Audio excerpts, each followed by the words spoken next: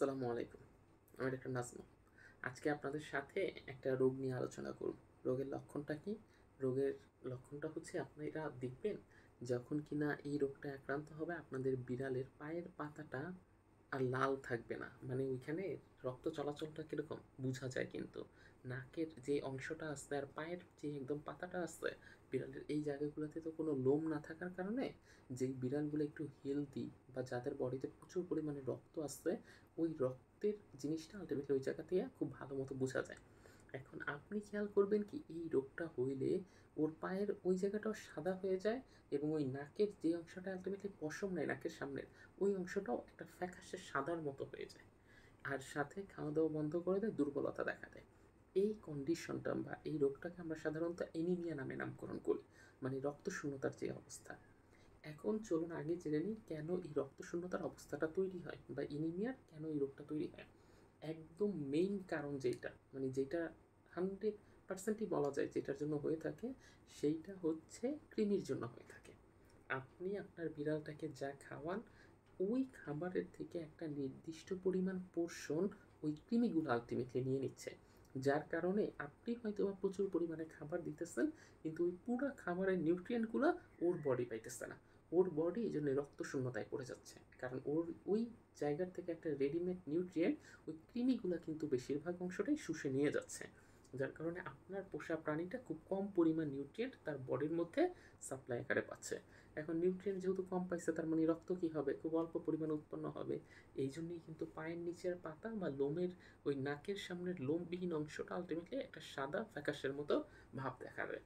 এখন কৃমি যখন পেটে থাকে তখন পেট ফুলে যায়, পেটের ভিতর একটা হজমজনিত সমস্যা তৈরি হয়, যার কারণে ওই এই সমস্যাটা যেহেতু পেটের মধ্যে আছে, এইটার প্রতিক্রিয়া স্বরূপ ওর খাওয়া দাওয়াটা আস্তে আস্তে কী হয়ে যাবে, বন্ধ হয়ে যাবে। আর খাওয়া দাওয়া বন্ধ হইলে অবভিয়াসলি দুর্বলতার একটা সমস্যা তৈরি হবে। তাহলে কি সম্পর্কটা বুঝতে পারছেন কেন কোথায় থেকে আলটিমেটলি এই লক্ষণগুলো প্রকাশ পাইল? এটা পুরোটাকেই আমরা সাধারণত এনিমিক কন্ডিশন নামে নামকরণ করে থাকি। এখন কৃমি ছাড়াও এটা আরও কয়েকটা কারণে হইতে পারে, যেমন অন্য কোনো একটা ইনফেকশাস এজেন্টের জন্য আলটিমেটলি হইতে পারে। হইতে পারে সেটা ব্যাকটেরিয়াল, হইতে পারে সেটা ভাইরাল, যে কোনো একটা কারণ হইতে পারে।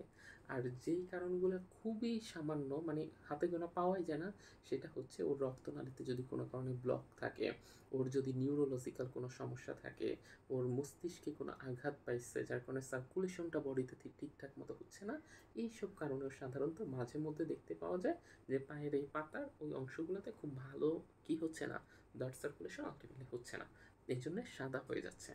তো ওই পরের যে কারণগুলো বললাম এগুলো তো মানে সচরাচর ঘটে না। প্রথম যে কারণটা বললাম কৃমির, এইটাই হচ্ছে সাধারণত মোস্ট অফ দ্য টাইমে ঘটে থাকে। এইটা দিয়ে আপনি বুঝবেন যে আপনি যেই পরিমাণ খাওয়াইতেছেন এই পরিমাণ নিউট্রিয়েন্ট আলটিমেটলি ওর বডিতে যাইতেছে নাকি কৃমির বডিতে যাচ্ছে। এখন চলুন জেনে নেই যে করণীয় কী। তাইলে যেহেতু প্রথম পয়েন্ট কৃমিনাশকের কথাটাই বললাম, তাহলে হচ্ছে কি দিতে হবে, কৃমির ওষুধ আলটিমেটলি সাপ্লাই দিতে হবে। যদি কৃমির ওষুধ খাওয়াই দেয় তাহলেই তো সবগুলো কৃমি মারা গেছে, এই যে লক্ষণগুলো সবগুলো লক্ষণই আলটিমেটলি আর প্রকাশ পাচ্ছে না। এটা হচ্ছে প্রথম। এইটা হইলেই সাধারণত দেখা যায় ভালো হয়। কিন্তু ওই যে বললাম যে কোনো একটা ইনফেকশাস কারণে হইছে, এখন আপনি দেখলেন কি কৃমির ওষুধ দেওয়ার পরেও ওর কন্ডিশন খুব বেশি উন্নত হচ্ছে না, ও খাওয়া দাওয়া তারপরেও ওই বন্ধের মতোই আছে, পাতা এখনও ওই সাদার মতোই আছে, তখন আপনি করবেন কি ওকে একটা ব্লাড বুস্টার জেল খাওয়াবেন। যেই ব্লাড বুস্টার জেলটা আলটিমেটলি ওর বডিতে কী করবে, রক্ত আরও বেশি পরিমাণে তৈরি করতে সহায়তা করবে, মানে বডিতে ব্লাডের পরিমাণটা আরও বেশি বাড়িয়ে দিবে। এরপরেও যদি দেখেন ঠিক হচ্ছে না, তাহলে বুঝবেন এটা একটা ইনফেকশাস কারণ, অথবা এটা একটা নিউরোলজিক্যাল সমস্যা, অথবা ওই যে ওই রক্তের যে নালিকা আছে সেই নালিকাতে হয়তো বা কোনো সমস্যা হয়েছে। তখন এটার জন্য সেরকম আহামরি কোনো ট্রিটমেন্ট নাই। তারপরেও আমরা দেখা যায় যে সাইন সিমটম অনুসারে অনেকগুলো ট্রিটমেন্টই দেওয়ার চেষ্টা করি। যদি নিউরোলজিক্যাল কোনো সমস্যা থাকে তখন নার্ভাস সিস্টেমের একটা মেডিসিন আমরা ব্যবহার করি।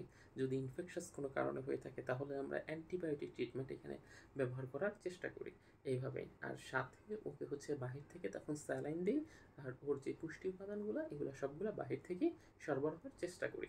তো আপনারা কখনোই হচ্ছে এটা আসলে বুঝতেই পারতেছেন এটার ঘরোয়া কোনো ট্রিটমেন্ট নেই। এটা যা করার পুরোটাই হচ্ছে ভেটের কাছে নিয়ে যাওয়ার পর ভেটই হচ্ছে দেখে আনুষঙ্গিক একটা ট্রিটমেন্ট প্রোটোকল আপনাদেরকে দিবে। তো যদি এরকম কোনো লক্ষণ আপনারা কখনো দেখতে পান, খুব তাড়াতাড়ি ভেটের সাথে যোগাযোগ করবেন এবং ভেট সেই মতো একটা পরামর্শ দিবেন। আপনারা চাইলে স্ক্রিনে দেওয়া নাম্বারে আমার সাথেও যোগাযোগ করতে পারেন। খুব স্বল্প খরচে আমিও আপনাদেরকে একটা ভালো ও সুন্দর সমাধান দেওয়ার চেষ্টা করব। ধন্যবাদ সবাইকে।